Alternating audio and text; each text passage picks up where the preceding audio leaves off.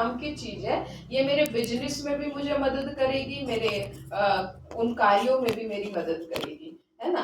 तो सबसे पहले उनको 5 सवाल जो कि हमें पूछने हैं, और वो 5 सवाल कौन से हैं? पहली चीज, पहला सवाल है मैं कौन हूँ, है ना। जो पहले क्लास में पहला चैप्टर होता है, उनको सबसे पहले 5 सवाल पूछिए। मैं कौन हूँ, दूसरा मेरा कौन है, तीसरा मैं कौन हूँ, मेरा कौन है, और मैं कहाँ से आई हूँ, और कहाँ मुझे जाना है, और मेरा कर्तव्य क्या है। ये 5 बातों को उनको टच कराना है पहली क्लास में, कि मैं कौन हूँ, दूसरा मेरा कौन है, तीसरा मैं कहाँ से आई हूँ, और चौथा मुझे कहाँ जाना है, और पांचवा मेरा कर्तव्य क्या है ना। अब पहले क्वेश्चन में मैं कौन हूँ, इसमें बहुत सारी बातें आती है। मैं कौन हूँ हम सबको पता है। अब सामने वाला तो कहेगा मैं कौन हूँ, आप शरीर है या आप आत्मा हो। पहले इस तरीके से उनको पूछना, वो चुप हो जाएगा। अगर पता होगा तो तुरंत बता देगा कि हम आत्मा है ना। अगर वो नहीं बता पाता तो उससे अगला सवाल क्या पूछना है कि आप आत्मा है या आप शरीर है। अगर उसको नहीं पता होगा ना, मेजोरिटी केस में ऐसा होता है वो बोलते हैं मैं शरीर हूँ। मेजोरिटी केस में ऐसा होता है कि वो ये कहते हैं कि मैं शरीर हूँ। फिर उनको बताना अगर आप शरीर हैं तो ये शरीर विनाशी है, तो क्या आप भी विनाशी हैं? मैं और मेरा में फर्क क्या है, उसको ये समझाना। मैं कौन हूं, पहली बात मैं कौन हूं, कि जैसे अब अब आपने कहा ना मेरा शरीर है, तो इस चित्र पर ले आओ कि ये जो आपने मेरा को मैं कह दिया है, शरीर को मैं कह दिया है, तो ये पहला क्या है, हड्डी मांस का पुतला। इस हड्डी मांस के पुतले को आपने क्या कह दिया, ये कौन है, मैं हूं। अब ये तो हड्डी मांस है, इसको आप काटो पीटो कुछ भी करो, है ना, चेंज कर दो। लेकिन जब आत्मा इसके अंदर प्रवेश करती है तो ये क्या बनता है, जीव आत्मा बनता है। नहीं तो ये क्या है, हड्डी मांस का पुतला है। अब आत्मा और जब शरीर दोनों के साथ मिक्स होता है, तब शरीर कर्म करने का आधार बन जाता है, कर्म करता है ना। अगर मान लो आत्मा शरीर से निकल गई, आत्मा शरीर से निकल गई, तो शरीर पड़ा है। अब क्या उसको कहो खाना खा लो, क्या उसको कह सकते हैं हम कि चलो फिरो काम करो? आप शरीर हो ना, तो आप करो ना, आत्मा तो निकल गई। तो इस भाव से जब उनको हम समझाएंगे मैं और मेरे का फर्क, तो उसको क्लियर होगा कि मैं शरीर नहीं हूं, मैं आत्मा हूं। शरीर मुझे कब मिला, मैं आत्मा शरीर में प्रवेश करती हूँ 3 महीने के बाद, और जब मैं अंतिम समय होता है तो मैं आत्मा इस शरीर को छोड़ के निकल जाती हूँ। फिर उसके बाद हम सब ने कोर्स किया है ना, तो हमें तो क्लियर हो गया।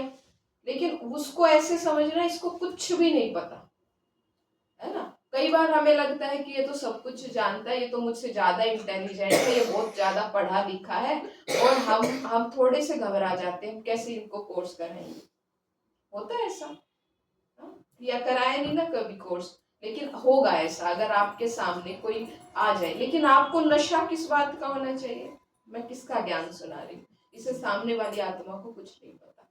ठीक है, तो ये शरीर मेरा चलने फिरने और कर्म करने के लिए कब बना, जब मैं आत्मा इसमें प्रवेश करती हूँ। अगर मैं इस चोले से निकल गई बाहर, तो ये चोला किसी काम का नहीं। ये शरीर विनाशी है, जड़ है ना। इस शरीर और आत्मा की का फर्क कैसे समझाओगे आप? इस शरीर की अचैतन्यता को सिद्ध करना और आत्मा की चैतन्यता को सिद्ध करना, दोनों में फर्क बताना। आज शरीर की अचैतन्यता की ये जड़ है, मिट्टी है, जूती है, पुरानी जूती है ना। अगर इसको नहलाओगे नहीं, कुछ दिन साफ नहीं रखोगे, तो सड़ना शुरू हो जाएगा, इसमें स्मेल आनी शुरू हो जाएगी। अगर आत्मा शरीर से निकल गई तो ये और गल जाएगा, कीड़े पड़ जाएंगे, इसमें स्मेल आनी शुरू हो जाएगी, इसको आप रख नहीं सकते, अशुद्धता फैलती जाएगी वातावरण में, अनेक बीमारियां पैदा हो जाएगी। तो ये शरीर तो एकमात्र इस प्रकृति का दिया हुआ एक ऐसा इंस्ट्रूमेंट है जो आत्मा इसके द्वारा कर्म करा रही है। ठीक है, फिर आत्मा की पहचान, आत्मा के बारे में अब हम थोड़ा गीता को भी टच कर सकते हैं, है ना। अगर कोई आध्यात्मिक बैठा है और उसने गीता ज्ञान बहुत सुना है, तो गीता ज्ञान को टच करने से क्या होगा, उनको लगेगा कि ये गीता ही क्या ज्ञान है जो हमें सुना रहे हैं, है ना। वो ये उनको फिर ये नहीं लगेगा कि इनका तो अलग ही न्यारा ज्ञान है। तो गीता में जो कहा गया, आत्मा अचल अडोल है, अजर अमर अविनाशी है, आत्मा शाश्वत है, आत्मा शक्ति है, आत्मा प्योर है, ये बहुत सारी बातें आत्मा के लिए कही गई, है ना। तो उसको टच कर सकते हैं। अजर अमर अविनाशी है, अजर अर्थात जिसको कभी जलाया ना, जो कभी बूढ़ी नहीं हो सकती, अमर जो कभी मर नहीं सकती, जिसका कभी विनाश नहीं हो सकता, है ना। फिर आत्मा के बारे में समझाकर फिर उसको बताना कि वो शरीर में कहाँ रहती है ना, पूरा शरीर है। अब जैसे गाड़ी का एग्जाम्पल दिखाया है कि गाड़ी में ड्राइवर की सीट कहाँ होती है ना, गाड़ी की सीट कहाँ होती है, आगे होती है, और कंट्रोलिंग सिस्टम सारा वहीं होता है। ऐसे ही शरीर का पूरा कंट्रोलिंग सिस्टम कहाँ होता है, ये पूरा कंट्रोलिंग यहाँ है। तो आत्मा भी कहाँ बैठ के इस गाड़ी को ड्राइव करे, है ना, जहाँ मस्तक के बीच में आत्मा रहती, वहीं पर बैठकर इस गाड़ी को ड्राइव करेगी। यही देखने का, कान सुनने के लिए ब्रेन को तुरंत मैसेज जाता है, तो वो ब्रेन के का कंट्रोलिंग इंजन है इस शरीर का, ये ब्रेन, जिससे आत्मा की तुरंत टचिंग होती है और तुरंत वो वाइब्रेशन पहुंचता है ना। तो ये इसलिए आत्मा का ब्रेन के पास इसका निवास स्थान है ना। और साइंस स्टूडेंट है या कोई और स्टूडेंट बैठे तो उनको थोड़ा सा समझा सकते हैं कि पिट्यूटरी ग्लैंड के यहाँ पर बैठती है, पिट्यूटरी ग्लैंड के अंदर, जहाँ ये 1.5 इंच यहाँ से और 1.5 इंच यहाँ से, तो उनको और अच्छा लगता है कि अच्छा ये बहुत अच्छी समझाने की बात हमें टच हुई, है ना।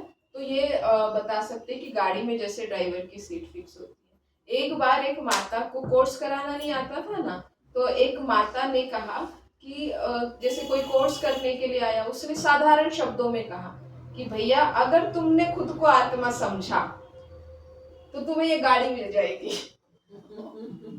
एक ऐसा हुआ, ऐसा तो वो उसने कहा अच्छा मेरे पास गाड़ी भी नहीं है, तो चलो मैं तो आत्मा समझने लग जाऊंगा, मुझे गाड़ी मिल जाएगी। तो ऐसे बहुत दिन तक वो कोर्स कंप्लीट हुआ उसका। फिर उस किसी दिन वो ऐसे ही घूम रहा था जैसे प्रदर्शनी वाले, तो दूसरा कोई समझा रहा था, तब उसको समझ में आया कि गाड़ी तो इस चीज का एग्जाम्पल है। तो फिर वो बताने लगा कि माता ने तो मेरा ऐसे कोर्स कराया और मैं तो गाड़ी के लालच में मैंने तो ज्ञान ही सीख लिया पूरा। है ना। तो देखो, नशा होना चाहिए। अब जो आप शब्द बोलोगे ना वो टच कर जाएंगे किसी को, पर आप जब नशे से रूहानियत से बोलोगे तब, है ना।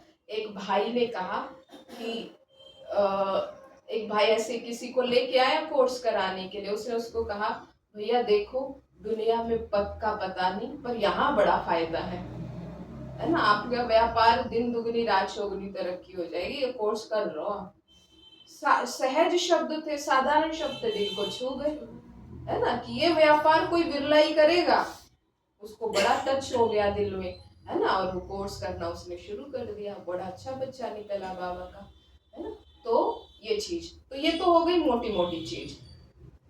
तो ये हम प्रदर्शनी में भी हम शॉर्ट में समझाते हैं, पूरा कोर्स कराने नहीं बैठते। जब हम प्रदर्शनी कराते हैं, प्रदर्शनी में इतना ही समझाते हैं जो अभी तक हमने आत्मा का समझाया।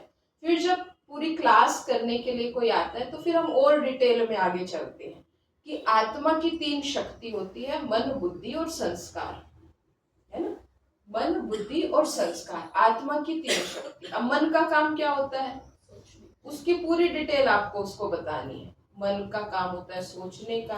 मन कितने प्रकार के विचार क्रिएट करते हैं, 4 प्रकार के, नेगेटिव, पॉजिटिव, नेसेसरी और वेस्ट थॉट्स, है ना। नकारात्मक, सकारात्मक, व्यर्थ और समर्थ संकल्प।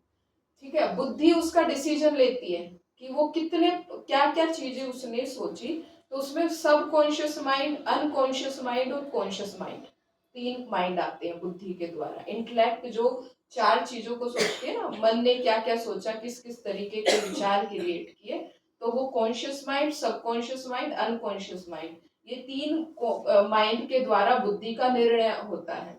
अगर कॉन्शियस माइंड है तो वो यथार्थ निर्णय दे सकती है, अगर अनकॉन्शियस माइंड है तो उसके निर्णय में थोड़ी बहुत कमी आ सकती है। सबकॉन्शियस माइंड है तो भी उसके अच्छे से वो निर्णय शक्ति उसकी काम करेगी, है ना, क्योंकि सबकॉन्शियस माइंड में जो गया हुआ है वो उसी आधार पर उसको जज करती है, उसी आधार पर निर्णय करती है। फिर संस्कार। अब कोई एक ह्यूमन बीइंग को अगर आपको समझना है तो उसकी 5 चीजों के ऊपर हमारा ध्यान जाएगा कि इस आत्मा की पर्सनैलिटी ऐसी है तो क्यों है। तो वो 5 चीजें आती है उसमें। पहली, कि वो आत्मा बिहेव कर रही है जब उसके आदि संस्कार थे, जो आज ये जब पहली बार आत्मा का धरती पर उतरना हुआ और उसे एक नया शरीर उसने लिया, तो उस आदि संस्कारों के साथ वो आत्मा उतरी थी और वो आदि संस्कारों के साथ वो आत्मा आज भी उसके अंदर, वो आत्मा के अंदर वो संस्कार है। दूसरा, पुनर्जन्म के संस्कार, कि इस आत्मा का जिसका बिहेव क्यों है, ना तो इसकी फैमिली ऐसी है, ना इसके बच्चे ऐसे हैं, ना इसका एनवायरनमेंट ऐसा है, ना इसके दोस्त ऐसे हैं, लेकिन इसका बिहेव इन सबसे अलग है। क्यों? पुनर्जन्म के कारण। तीसरा, कि उसके खानदान से जो संस्कार उसको प्राप्त हुए हैं। चौथा, जो वो दोस्तों के साथ बैठती है आत्मा, तो उस दोस्तों से भी उसको कुछ ना कुछ सीखने को मिलता है। तो फोर्थ टाइप के ये संस्कार। फिफ्थ है विल पावर, जिसे हम इच्छा शक्ति कहते हैं। विल पावर, इच्छा शक्ति। इच्छा शक्ति ऐसी शक्ति है कि वो चाहे कैसा भी पुराने से पुराना संस्कार हो, कितना भी कड़ा संस्कार हो, पुनर्जन्म का हो, इस जन्म का हो, दोस्तों का हो, खानदान का हो, कोई भी संस्कार हो, इच्छा शक्ति के द्वारा हम उसके संस्कारों को परिवर्तन कर सकते हैं। ठीक है। अब ये इच्छा शक्ति क्या चीज है और ये कैसे बढ़ती है और इसको प्राप्त करने के लिए हमें क्या करना है, इसको जागृत करने के लिए हमें क्या करना है। तो इच्छा शक्ति के बारे में हर कोई नहीं जानता। विल पावर जिसको हम कहते हैं, कि मैं इच्छा करूं और बस करने लग जाऊं, ये मेन पार्ट होता है हर एक की लाइफ का। अब एक ऑटो रिक्शा वाले की लड़की है, लड़का है, आईएएस आईपीएस बन जाते हैं, किसके कारण? Will power. एक ही शक्ति काम कर रही है उसके अंदर, विल पावर। दूसरा, परिवार कैसा है, घर ग्रस्त कैसा है, उसे कोई मैटर नहीं, उसने लक्ष्य निर्धारित किया और अपने लक्ष्य पर पहुंचने के लिए उसने पूरा एफर्ट किया, अपनी विल पावर का प्रयोग किया। और कई लोग ऐसे होते हैं, सोचते रहते हैं ये करना है, कल फिर रह जाता है, ये करना है फिर रह जाता है, परसों ये करना है फिर रह जाता है, इस साल इस महीने से मैं अपनी जिंदगी की नई शुरुआत करना है, सुबह क्लास में जाना है, अमृत वेला उठना है, कोई सोचता है एक्सरसाइज करना है, वो डिले डिले डिले होता है, लेकिन होता नहीं, कर नहीं पाते।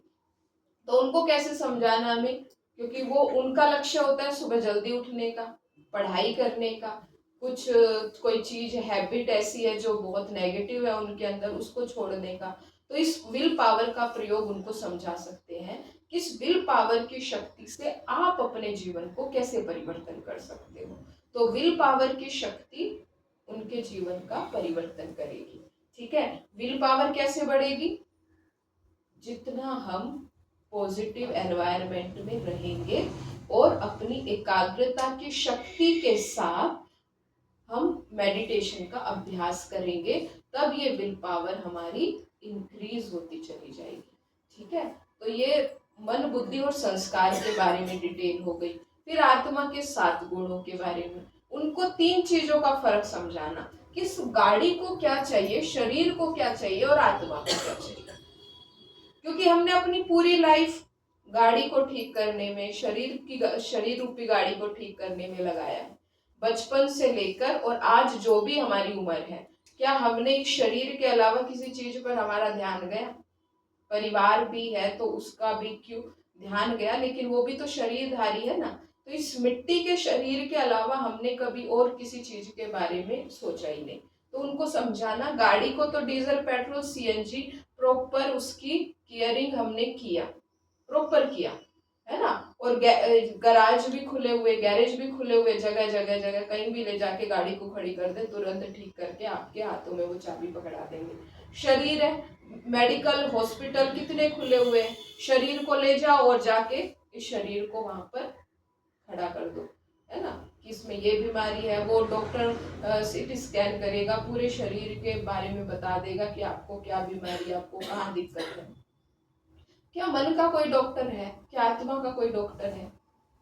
तो सब कहेंगे नहीं, कोई डॉक्टर नहीं है, आत्मा का तो आज तक कोई डॉक्टर नहीं मिला। लेकिन अब मन का डॉक्टर भी मिला, आत्मा की दवाई भी मिली, और सेंटर भी मिला, सेंटर भी मिला, है ना। जब गाड़ी के लिए गैरेज है, शरीर के लिए मेडिकल स्टोर, मेडिसिन है और हॉस्पिटल्स है, आत्मा के लिए ये हमारा प्यारा सा सेंटर है, छोटा सा, है ना। तो आत्मा के बारे में समझाना कि यहाँ पर आत्मा को फिर क्या मिलेगा। अब वहां गाड़ी को ले जाते तो उसमें टायर में पंचर है तो हवा डाल दिया, ये डाल दिया, जो भी दिक्कत है वो सब दे दिया। शरीर में कोई दिक्कत है उसको दवाई या जो फूड प्रोडक्ट्स चाहिए, जनरल स्टोर्स पे अवेलेबल है सब कुछ, खाने को की वैरायटी सब कुछ है। आत्मा को जो चाहिए वो क्या चाहिए वो यहाँ पर मिलेगा। अब आत्मा को क्या चाहिए? 7 चीजें चाहिए। अगर एक भी चीज की आत्मा के पास कमी है तो वो उसको प्राप्त नहीं, मतलब संपूर्ण सुख का अनुभव नहीं कर सकते। सुख, शांति, प्रेम, आनंद, शक्ति, पवित्रता और ज्ञान, है ना। सबको याद है ना ये 7 गुण? किस किस को याद है? सुख, शांति, प्रेम, आनंद, शक्ति, पवित्रता, ज्ञान, ये 7 गुण आत्मा को चाहिए। अगर एक भी गुण की कमी है तो आत्मा संपूर्ण सुख का अनुभव नहीं कर पाती। अब कई आत्माओं को तो, बहुत थोड़ी आत्माएं ऐसी होती जिनको इनके बीच का डिफरेंस समझ में आता है। कई तो कहते हैं एक ही तो बात है सुख शांति, फर्क क्या है? खुशी और आनंद एक ही तो बात है, सुख और आनंद एक ही तो बात है, क्या फर्क है इसमें? शांति में है तो आनंद में भी है। तो उनको शब्दों के द्वारा अर्थ समझाना कि आप सुख में हैं, आप शांति में हैं, आप आनंद में हैं।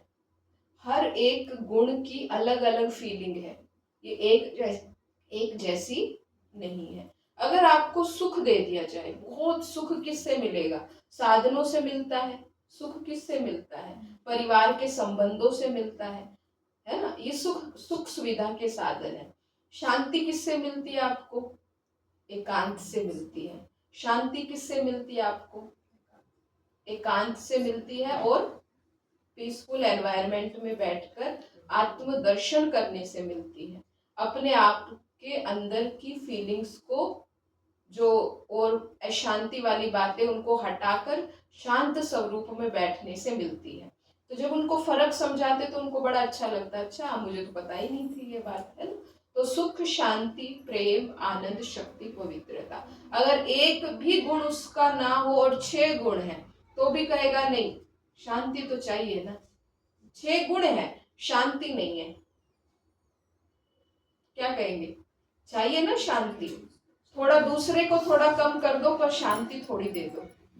तो ये 7 गुणों की आवश्यकता आत्मा को है, जो आत्मा को चाहिए ही चाहिए, ठीक है। और उसमें हम एक कहानी भी सुना सकते हैं जिसमें एक राजा की बात बताई जाती है कि एक राजा था, उसके 3 मित्र थे, और राजा को नोटिस आया कि आपको कोर्ट में आना है और गवाही देनी है। तो राजा ने कहा मैं तो राजा हूँ, मुझे कौन मना करेगा गवाही देने के लिए, मेरे लिए तो सब तैयार हो जाएंगे गवाही देने के लिए।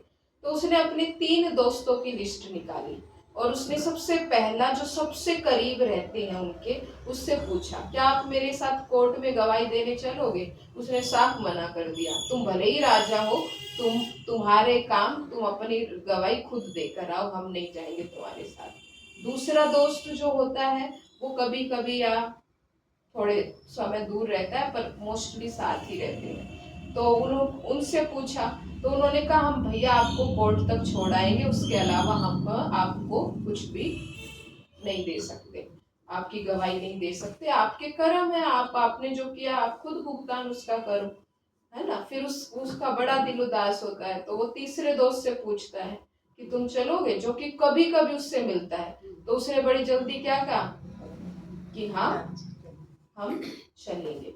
तो हर एक आत्मा इस समय राजा है, हर आत्मा क्या है, राजा। और हर एक के पास तीन दोस्त हैं। कौन कौन से तीन दोस्त हैं, किसको पता है? तीन दोस्त सबके पास है। कौन से है वो तीन? सगे संबंधी नहीं, अनिल भाई ने बताया मित्र, संबंधी और खुद का शरीर, और तीसरा हमारे कर्म, है ना। जब उनको इस तरीके से समझाते हैं ना, तो उनको लगता है कि हम जो थोड़ा सा समय है जो भगवान के घर में देना चाहिए हमें, कि क्या ये शरीर जिसके लिए तुमने 24 घंटे लगा दिए, इसको सुलाना है, इसको खिलाना है, इसको सुबह नाश्ता कराना है, दोपहर में लंच कराना है, शाम को डिनर कराना है, चाय दूध कॉफी सब कुछ पिलाना है, फ्रूट खिलाने हैं, आज इसने ये नहीं किया, आज इसने ये नहीं किया, एक्सरसाइज करानी है, पूरा समय इस बॉडी को ठीक करने में हमारा चला गया, ठीक है, बचपन से लेकर आज तक। और जब लास्ट समय में भगवान के घर से नोटिस आया कि आ जाओ, अब तुम्हारी गवाही का समय आ गया, तुमने अपने जीवन में क्या किया, थोड़ी सी गवाही देना, तो आत्मा इस शरीर को कहती है तेरे पीछे मैंने अपने 24 के 24 घंटे न्यौछावर कर दिया, अब चल तू मेरे लिए गवाही दे। और ये शरीर को जो तुझे इतना परफेक्ट मैंने रखा, तेरे लिए अच्छे से अच्छे कपड़े मैंने दिए, कि चल तू अब तू गवाही दे, तेरे लिए तो मैंने समय बिता दिया ना। तो शरीर क्या कहता है, मुझे नहीं जाना, तेरे कर्म तू जाने, मैंने थोड़ी कहा था कि तू मेरे पीछे अपने समय को बर्बाद कर। सफाई रखना ठीक है, टू मच इसके पीछे ध्यान देना, ये तो मिट्टी है ना, इसके पीछे सारा समय गवा दिया तो कहाँ गया हमारा समय, वेस्ट हो गया ना।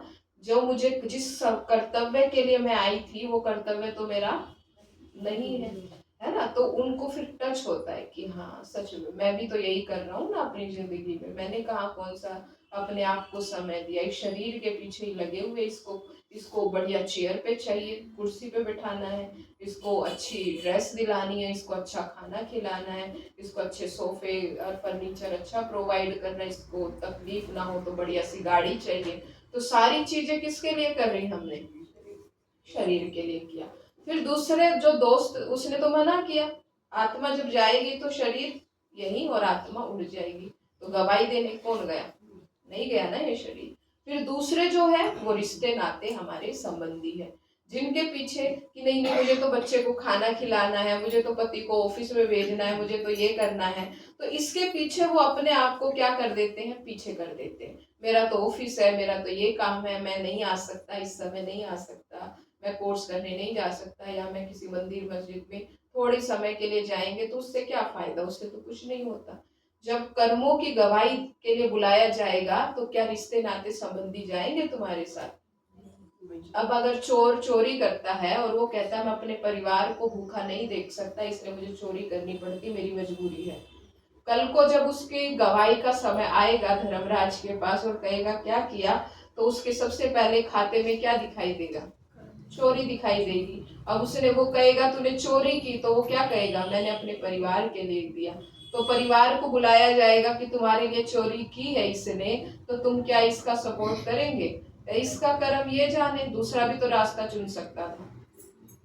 तो जिसके लिए आप जो करते हो वो कोई आपकी गवाही के लिए नहीं जाएगा। हाँ, हमें अपना कर्तव्य जरूर निभाना है उस परिवार के लिए, लेकिन ये नहीं कि गलत स्टेप उठा ले, रिश्वत खाने लग जाए, चोरी करने लग जाए, कुछ करने लग जाए, ऐसा हमें कोई भी गलत काम नहीं करना। उनको समझाने के लिए, आप तो करते नहीं हो, ये तो उन आत्माओं के लिए, कोई एकाध करता होगा, ऐसा आ गया आपके सामने तो उसको टच हो जाएगी ये बात, है ना। तो कोई भी गलत, अब वो कोई भी गलत में से कुछ भी करता होगा, है ना, ऐसा तो है नहीं सब बहुत अच्छे बन चुके हैं, कोई ना कोई कमी तो हर एक आत्मा में होती है। तो वो फिर उसको टच होगी वो बात, है कि मुझे अपने परिवार पर इतना मैंने किया और ये भी मेरी गवाही नहीं देंगे, तो वो क्या कहेंगे, कोर्ट तक छोड़ आएंगे, अर्थात शमशान घाट तक तुम्हें छोड़ आएंगे। शरीर तो शमशान घाट तक भी नहीं गया ना छोड़ने, और वो उन्होंने कहा हम तुम्हारे शरीर को शमशान घाट तक छोड़ आएंगे, आगे की यात्रा तुम जानो, तुम्हारे कर्म जाने। फिर जो तीसरे प्रकार के दोस्त है वो है हमारे कर्म, हमारे संस्कार, जो हमें अगले जन्म में हमारा खाता खोलेंगे। कि हमारा जन्म महल में हुआ, सड़क पे हुआ, ये प्रैक्टिकल एग्जाम्पल है ना। एक ही समय पर दो बच्चे पैदा हो रहे, एक सड़क पे पैदा हो रहा है, एक महल में पैदा हो रहा है, तो क्या लेके गया? श्रेष्ठ कर्मों का खाता लेकर गया। तो इस जन्म में जो मेरा जन्म अभी तक जो किया कोई बात नहीं, लेकिन इस जन्म में जो अब समय मुझे मिला, इसको मुझे एक एक सेकंड, एक एक घड़ी को कैसे सफल करना है, मुझे अपने आप को श्रेष्ठ कर्मों का खाता कैसे जमा करना अपने लिए, उन आत्माओं को। जब हम अप्लाई करते होंगे ना खुद के लिए, तभी हम दूसरे को अच्छे से बोल पाएंगे और उनको वो टच भी होगा कि हाँ, कि हमें अपने जीवन को श्रेष्ठ कर्मों की तरफ लगाना है ना। तो ये कहानी से हम इस आत्मा के चैप्टर को यही करते थे। कई क्वेश्चन बहुत पूछते हैं, तो अगर आपको सवाल के जवाब आते हैं तो दे देना, नहीं तो फिर उनको कहना कि हम आपको अपने सेंटर वालों से या मिलाएंगे, ऐसे करके उनको बता सकते हो, ताकि वो कहें कि ठीक है इनको इतना ही पता था, इन्होंने बताया। जिससे बाबा भी कहता है ना मुरली में, अगर आपको नहीं पता हो तो आप कह दो कि हम अपने बड़ों से पूछ के बताएंगे। जिससे फिर क्या होगा, आपका देह अभिमान भी नहीं दिखेगा और उस सामने वाली आत्मा को भी संतुष्टता हो जाएगी। अगर वो तब भी संतुष्ट नहीं होती, और या कोई कई लोग आते हैं ना ऐसे पूछ के चले जाते हैं, है ना। कुछ लोग ऐसे आते हैं कि पूरी कॉन्शियस के साथ आते हैं कि मुझे कुछ सीख के जाना है। कई लोगों को रहता है कि ठीक है थोड़ी देर के लिए जाके देखते हैं, फिर वो देखते हैं वो चले जाते हैं ढीले ढाले। आज के समय में ऐसे ही हो रखा है। कई होते हैं कि स्टूडेंट्स होते हैं, सिर्फ उनको पढ़ाई के लिए, एकाग्रता को बढ़ाने के लिए मेडिटेशन सीखना है। तो जिस लक्ष्य से वो आत्मा आ रही है ना, उसी लक्ष्य से उस आत्मा को ज्ञान सुनाओ, और बस कॉन्शियस ये रहे कि ये बाबा का बच्चा बन जाए, बाकी फिर उसका भाग्य है ना। और दिल शिकस्त नहीं होना कि इस आत्मा को तो हमने इतना ज्ञान सुनाया, इसके पीछे इतनी मेहनत की और ये फिर बैठ गई, फिर ये आ नहीं रही, है ना। तो ये तो अब प्रदर्शनी में इतना कुछ नहीं समझाना होता, उसमें उनमें शॉर्ट में समझाना होता है। ठीक है, बाकी हम कल करते हैं।